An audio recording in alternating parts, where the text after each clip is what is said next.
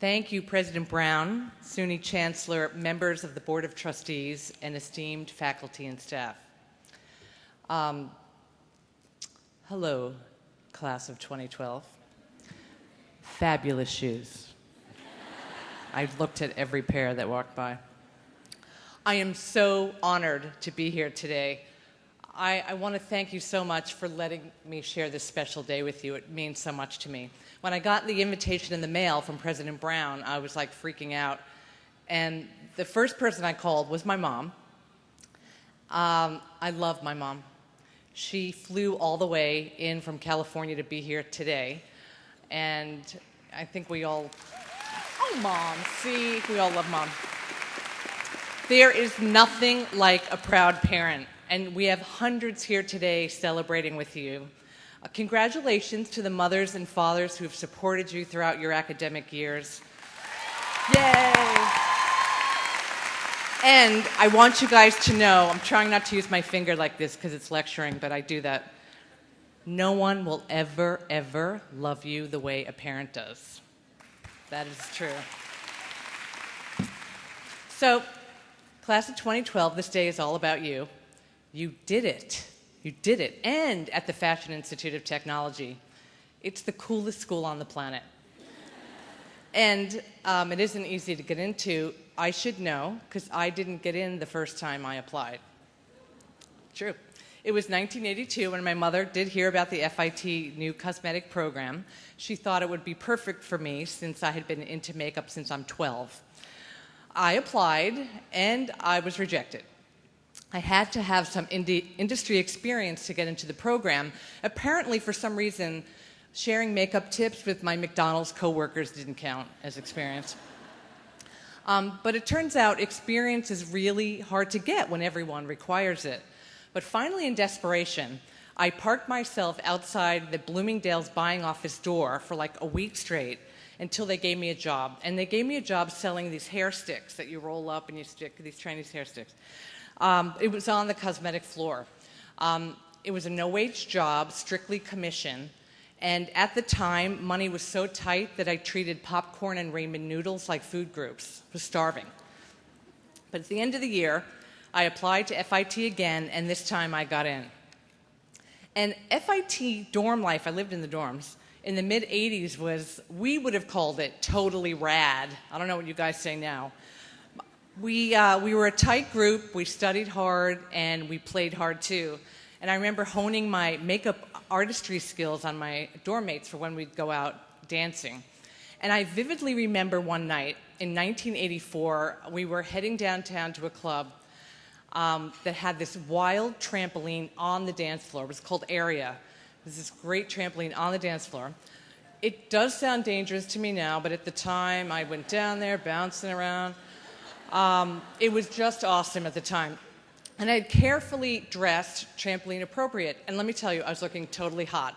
I had this white leather outfit on, white leather pants, white leather jacket, and these stilettos. And I'm waiting for my friends on the corner of 27th and 7th. And I see this dude like crossing the street, and he said something to me, and I didn't hear him. I said, "Speak up." And he said, "How much?" And I was thoroughly humiliated. And I wasn't able to tell that story for 20 years because I was so embarrassed about it. But I guess I really was dressed tramp appropriate. But it wasn't great for my self-esteem. But it wasn't all clubs and cosmetics. I also got into new wave music and even into new age thinking. And somehow I ended up doing tarot card readings for my fellow dorm mates in my room. And I eventually got this reputation for having an in with the future. I would light scented candles and set a serene, mysterious atmosphere to answer burning questions like, will I meet a cute guy soon? Or should I get a mohawk? Or do my parents really need to know that I failed chemistry? So I was, in other words, the magic 8-ball of 27th Street. But then one night, my side gig got a little stressful. A guy down the hall brought me a more serious question. He was trying to decide whether to take a summer job or go backpacking with his friends. Now, this might not seem intense, but I felt a lot of responsibility. I knew this decision could have a major impact on his life. What if I told him the wrong thing and he missed meeting his future spouse, or he didn't discover a true passion. I felt I was officially in over my head, and I could still feel my palms getting sweaty and my heart racing. I couldn't admit to him that my psychic abilities might be a little flawed.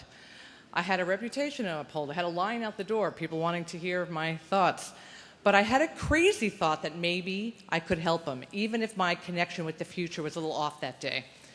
So what happened was, we ended up talking for a really long time, and soon enough it was obvious. The job was the right choice for him. There was a lot going on to muddy his perception. His buddies were pressuring him to backpack, but deep down he knew what to do.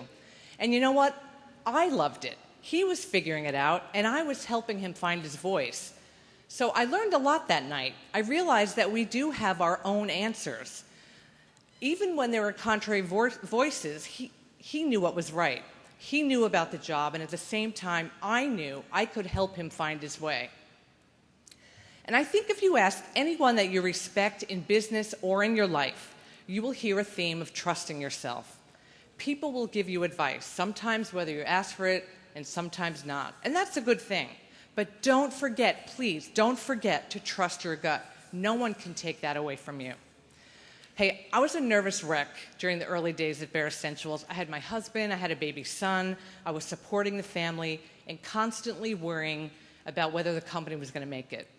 When I finally got my product on QVC in 1997, I realized I was the one that needed to go on air to sell it. If I had asked anyone if it was a good idea to sell foundation on television, everyone would have said, no way, it won't work. But something inside me told me I needed to do it. I knew I was the best person to tell the story of Bare Minerals, and anyway, I couldn't afford a professional, so that wasn't an option. And without telling a soul, without telling my mother, my friends, I went on air, and we sold out in minutes. So throughout your life, I suggest you check in with yourself to make sure the decisions you are making sit well with you inside here. After I went on QVC, I got a call from a woman in Georgia. She wanted to know what nail polish I'd been wearing. And she let me know that women were discussing my makeup in great detail in these chat rooms. Now, keep in mind, this is 1997. Facebook did not exist then. These were tiny forums where women were having semi-private conversations because no one was holding magnifying glasses up to them back then. I hopped online, got into the conversation myself, and I started answering these women's questions and getting to know them on a personal level. And I had no idea what a high I can get out of talking to women about everything from makeup to career and life choices. We were connecting in a deeper way than is traditional in business, and a small community was forming. And I was starting to feel my real purpose, helping women's voices get heard.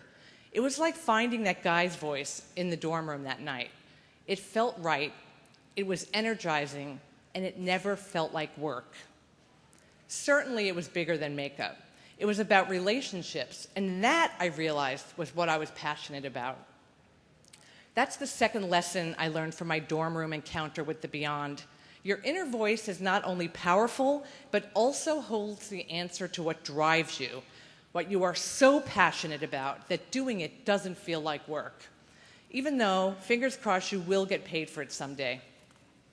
So I challenge you, consciously listen to that voice when it tells you what matters to you. And I have to tell you, I thought about coming here and tell you what matters to you, and I thought that was pretty arrogant of me. I don't know what matters to you, but you do. Start by asking yourself, what makes you crazy excited? What gets you totally inspired, and what makes your heart race? Be advised that the answers to these questions may change as you get older and your life evolves. Be also advised that not everyone may get what makes you passionate. President Obama, who I respect and admire, recently urged women and girls last week to choose studying over our pop culture obsession with beauty and fashion. Now, that's what we do, so we want people to focus on that. But for us, it's not just about the cut of your pants or the shade of your eyeshadow. We do work that makes people feel beautiful and empowers them.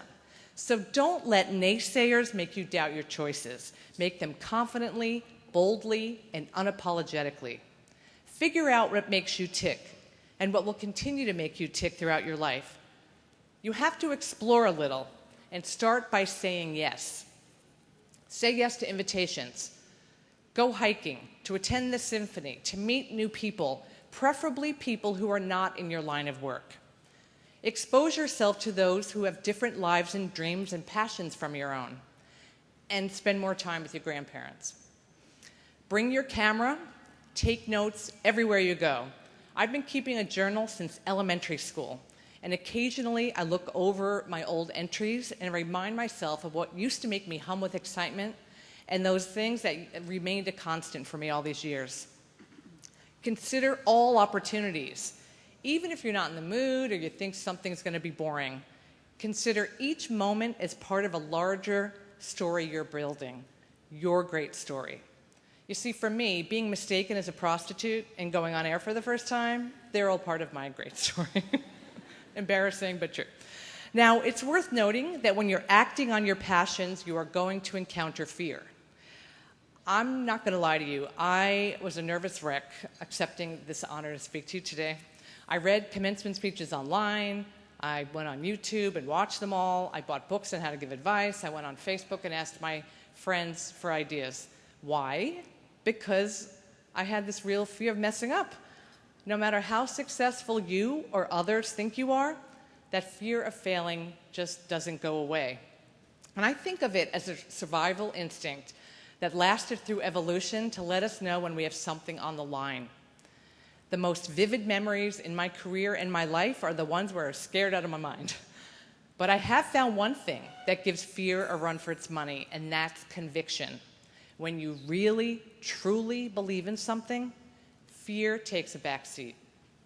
And that's when you start taking chances. So when you do something despite your fear, you earn true satisfaction when you triumph. When you choose not to do something because you're afraid, the only thing you're left with is a story about how you didn't do something. And you know what? Those stories aren't that great. But your stories, class of 2012, are going to be great, and I know. And here's why. Now, you really totally have to bear with me right now because you're going to think either I'm a nut, crazy, or a goofball. Please bear with me. Not long ago, I was on a run. It was like March. I was on a run with my dog, Kiko, in the mountains overlooking the San Francisco Bay. And I had one of my psychic visions on this run. I am not making this up. This is a true story. Now, I need the graduates to close your eyes for a second because I want you to hear. This is my vision. The year is 2030, and I'm having dinner with my family. My husband is making his famous gumbo, and my son, his wife, and their kids are over at the house. And I'm listening in on the grandkids' conversation, and it's you they're talking about. They're saying how they really believe in what you're doing and how they wish they could do something like that when they grow up. They can feel your passion and said over and over again how your ideas were bold and exciting. You have inspired them to do something with their lives. You shook it up and people took notice. You've done it. You've made an impact on the next generation. You can open your eyes now. This really happened to me. And listen, I want to personally thank you in advance for being so persistent and never compromising your vision or your values along the way. I get choked up every time I read that part. You figured it out, you guys. You figured out what you were really good at, and you surrounded yourself with people you trust and people who believe in you. Now, I'm not saying it was easy to get there. It wasn't handed to you, but you made an extraordinary impact on our culture, and you made my family happy, and that makes me happy. And I am so grateful to you for that. So listen, today is your day. You have great adventures coming up, and this is a great future for you. I want to wish you lots of luck, lots of love. I am so proud of you guys today. Amazing accomplishments already. And I want to congratulate the class of 2012 and invite you to come to San Francisco and look me up when you're in town. Thank you so much.